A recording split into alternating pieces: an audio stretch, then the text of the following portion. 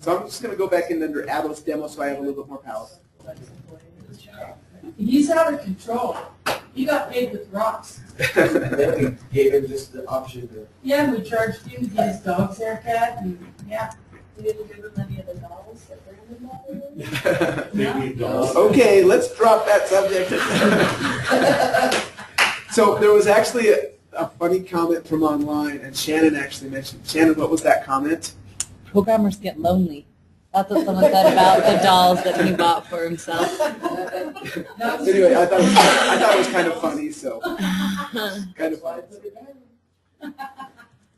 Awesome. Those are great questions, guys, and those were real life scenarios that happened with employees. Okay, we used a teeny bit of FlexGrid to add an extra note. Okay, we did payroll. We calculated some stuff. They did some time cards and some different pieces of the puzzle. We activated, inactivated, changed some permissions, etc., etc. Okay. What let's do is we have about an hour left. What kind of questions or where can we help you guys out to kind of like, which pieces of the puzzle didn't we cover? Like there are giant pieces of the puzzle, but we'd like to know where you guys want to go. Permissions so he can play with us. Okay, sure. Sorry. I'm just Thanks, I'm looking out for it. Okay. I went to the wrong one. I'm going to go add, edit, pages, and permissions. I'm going to go back to Joe, and I'm at least going to turn on a few of them now. So just click all.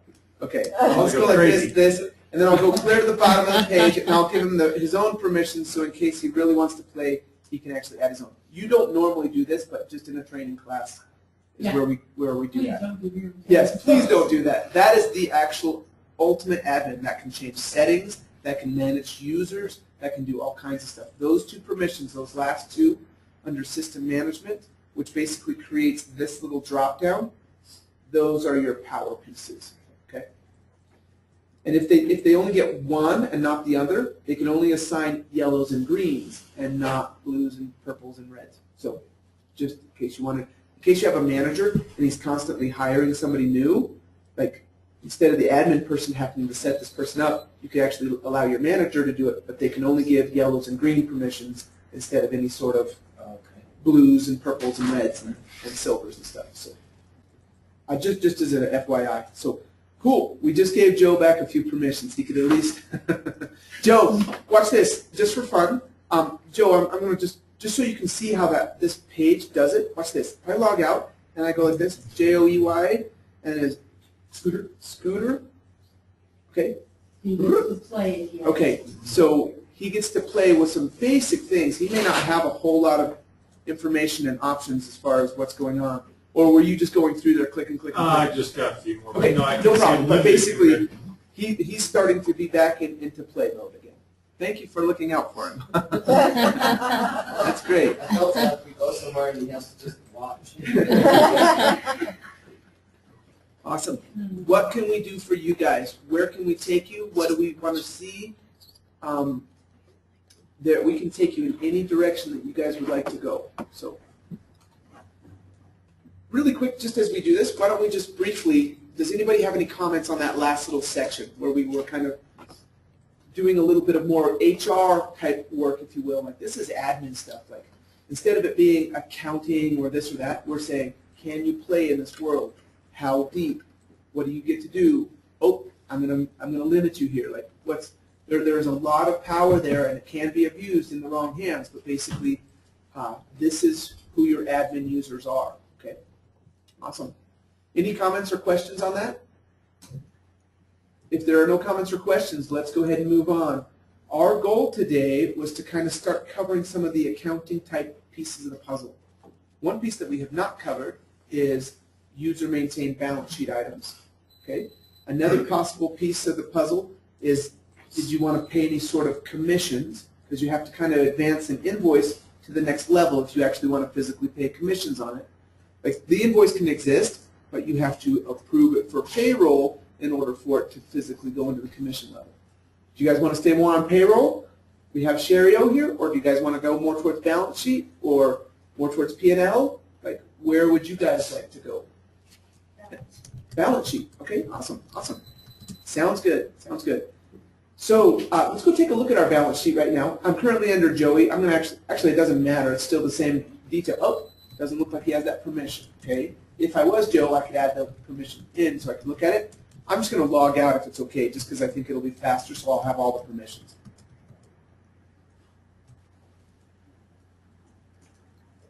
We'll come in here, we'll choose our Greenway, and we'll go right to the balance sheet. Do you guys like classic homepage, or which interface do you like? Okay, so under System Reports, Balance Sheet, go. Let's go get some values. This is all system-generated stuff that's happening, okay? We have banks and petty cash and inventory, receivables, invoices missing payments. This is basically, this is your accounts receivable. Why would this be under your accounts receivable? Invoice payments not yet deposited.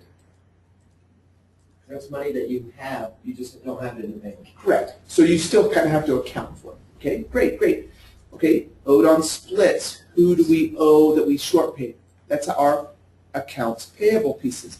Another piece of our accounts payable, we have some POs that are outstanding, tons and tons of dollars worth. We have a negative bank because we never did an initial deposit. That would be a great thing that would go right here under user maintained balance sheet items. Okay? So let's actually figure this thing out so we can get our bank positive. How much did we initially invest in this company, or where did it come from? Let's figure out the scenario, and then we'll respond. Okay? So normal deposits come like this, okay? An invoice happens. I have invoices that are waiting to be deposited, and then I finally deposit it, they hit the bank, and eventually it shows it on the balance sheet, okay? If I have a user or some sort of an investor, and I want to actually put some money in, I need to do this, a deposit to the bank, but I only want it to hit this. It doesn't even care about invoices and all that other stuff, okay? This is a user-maintained balance sheet item because we don't even know what those values are or where they came from. Anything that comes from left field that needs to be tracked potentially may have to be a user-maintained balance sheet item. What if you had multiple investors that each invested a different amount? You'd want to record each and every single one of them, okay? If that's the scenario, we literally can create multiple you guys all want to invest in this little company? Yeah. Oh, at least a couple of you, like I don't want to do, or if you guys have the permissions, we can have you add yourselves, okay? Including the entire deposit that you did, okay? So how much do we want to do? Do you guys want to just kind of add yourself in there? Yeah. Okay, so first off, let's figure out how do we actually create a new balance sheet item. Let's start from the home page, okay? If I'm right here and I came and oh my goodness, I'm going to put $5,000 into this company, okay? How would I do that? Help me out here. How would I do that? Would you create, maybe create an invoice to yourself, and then the line item would be balance sheet? Okay, no problem. What I'm going to probably do, if you're okay with it, I'm going to show you on the map here for just a second, okay? What I'm going to basically do is the balance sheet, you have to kind of pretend that it's half and half. System maintained and user maintained. I'm going to go like this. I'm going to create a new entity right here inside of my user maintained balance sheet items. Now we're going to call this assets, equity, or liability. Those are your three choices. What's that? Equity, okay? So I'm paying in, so this is going to be equity. Okay, and then I'm going to basically, once I create that, I'm going to then create a deposit, which is going to hit the bank, which basically comes back on the system maintained side of the balance sheet, okay? And then I'm going to use FlexGrid to go like this. Just so you know, this guy needs to be attached to this guy. That's what I'm going to do on the FlexGrid piece, okay? Just to kind of make it full circle.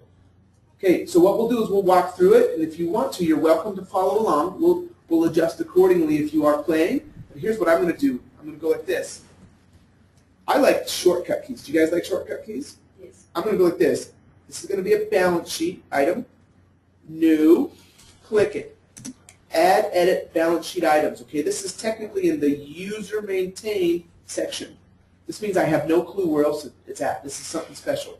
I'm going to come right down here, and I'm going to say equity, and probably, let's see here, equity capital paid in. Does that sound all right? And I'm going to go right here. Paid in capital by Brandon. And I might even just go like this, just for fun for the description, control copy, and a quick little paste. I may or may not need more information. Okay, so what I'm going to do, I'm going to assume that today, when did I want to do this? This is important as far as the dates, okay? When did I actually make this thing happen? How about the first of the month, okay? Everything else has been happening on the 24th, et cetera, but I probably needed some money to kind of get this thing going. So I'm going to turn it back to 10-1. At any point in time, if you guys have a question, please go to the help file. It'll kind of direct you as far as what the different fields can handle and take. So what I'm going to do is I'm going to actually leave everything as 0, 0, 0, 0, 0, and down here, instead of assigned value, I'm actually going to say you are going to be a running amount. I may be adding to you. I might be doing different pieces of the puzzle, okay? There's 3 different options you can have. You can just declare a normal value. Hey, I'm always 5,000 and I'm never going to change. Or you can say, let's do some subtraction. I was 5,000, and then as I slowly add subs, make me go down. Or you can use this one that says, use the running amount, which says, wherever I started plus whatever I add, keep a running total because I may be adding more and more in over time. So that's how I'm going to set this one up. Okay? I'm going to come down and say add the item. So literally it's not going to affect anything at this point other than I now have a container. Okay? Add the item, click. I now have the item. It's good to go. Okay? So now this is a key piece, number 3. I'm going to be flip-flopping all around. I'm going to take handy-dandy piece of paper and go BSI, which is a balance sheet item, number 3, and basically all I wanted to do is I wanted to know what my container was. I'm going to go make my deposit right now. And then I'm going to come back here and physically tie it in to the specific deposit so that my value goes up. Okay? I just wanted to get the container number so that I knew how to play. Okay? So I'm going to go like this. Deposit, new, okay, which takes me right to this spot. I'm going to go right here to my Colorado bank, and I'm going to back it up when I made this physical deposit, 10-1. And I'm putting $5,000 in, and I'm going to start putting some major notes in here, okay? Paid in capital by Brandon. He put in 5,000. Oops. CBSI number 3. I wanted that little piece of the puzzle so I can kind of tie it into the notes, okay? And I'm going to say add this deposit.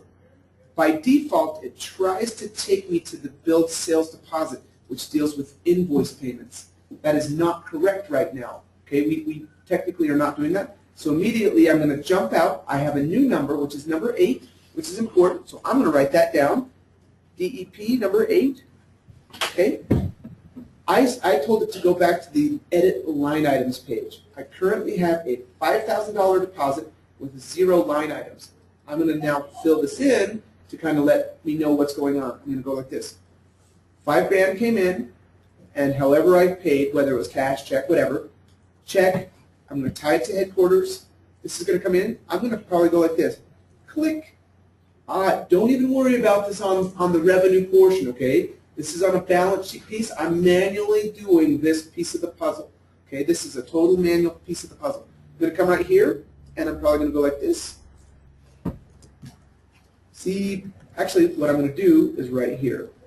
Whatever I put in my note, quick little copy from there, scratch it out of there, quick little paste, add that line item.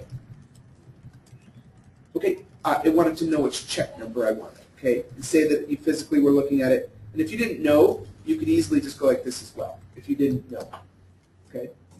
Basically, it's looking for some sort of a value in there. It's trying to help you record the story. So technically, I have deposit 8. It's very happy. It has 5,000 in the main. It has 5,000 in the subs. The whole thing was stuck into a bucket called balance sheet, which basically says, I need to manage this somewhere else. Okay? Basically, user maintained this whole piece of the puzzle, and I already have CBSI number 3, CBSI number 3. I could even right this second say, you know what, I'm here. Why don't I just do this? Add new flex grid tie-in, come down, find my sub balance sheet item, and say 3. Put my date to 10-1. Basically, I'm trying to say, I want this to show up on the exact same date, time, everything. This was $5,000, okay? And I'm going to go paste. If I wanted to, again, okay, like whatever. Or what if I just say, I don't even have to put a note. Basically, that'll create what I wanted to do. add the type. So now this little piece of deposit has a special piece of flex grid that will allow me to connect right to BSI number 3. If I click here, I currently don't have any value. So watch this. Add a new tie-in on 10-1. This thing needs to be bumped up. Okay, your values are up or down. Which way is it going? It's going to be going up by $5,000.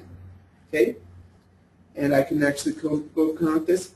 Paid in capital by Brandon. See deposit number 8. Okay, I'm going to change the note here.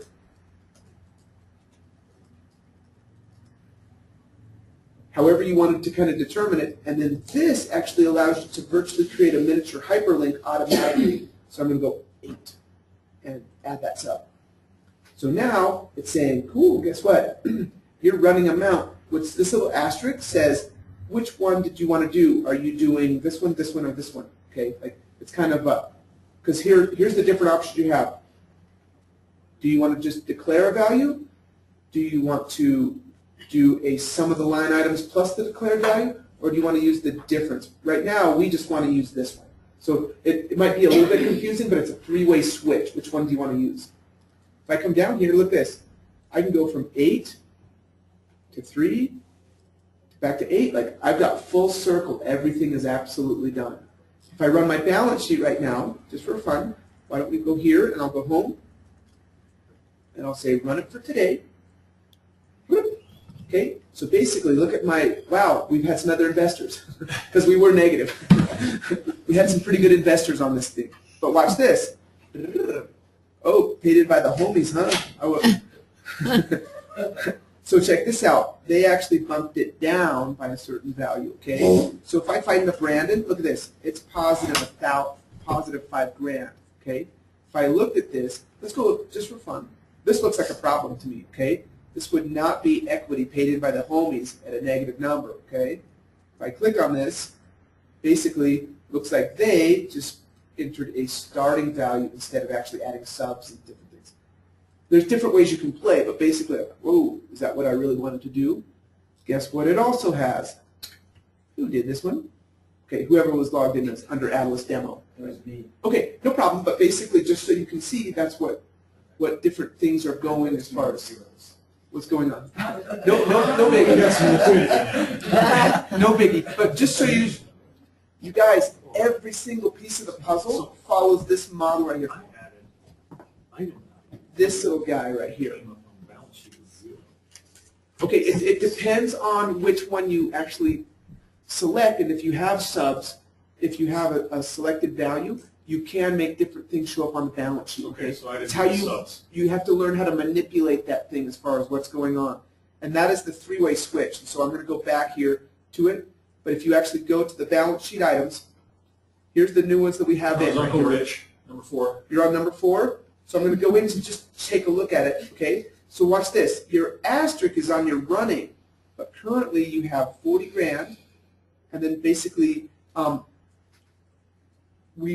what we need to do, let's see here, I just want to kind of take a look at what we have going on here. I Okay, just put the 40 grand in the item value, and then I didn't do any sub. okay, correct. So basically what it's trying to do is it's trying to say starting amount plus the sum creates your running, okay? So technically this just says just a general piece of the puzzle, okay? So you would want to take that 40 grand if you didn't want to put it into a sub and actually tie everything all together. Instead of putting the 40 grand in the item value, you might want to go like this, edit main, and go right here, 40 grand in the starting amount, okay? This is just a general, hey, what is it worth? It doesn't really do anything per se, okay? This one right here, see the help file. This is tied to, like, if you were to read it, it's kind of like, hey, this is what actually plays into the math part of the puzzle, okay? Like you could have something that started at an initial value, and then as you add subs and different things, it might be growing and growing or whatever. But like one of them is just kind of like a general, hey, I'm just here, and then the other one's like, hey, I'm actually physically playing into that piece.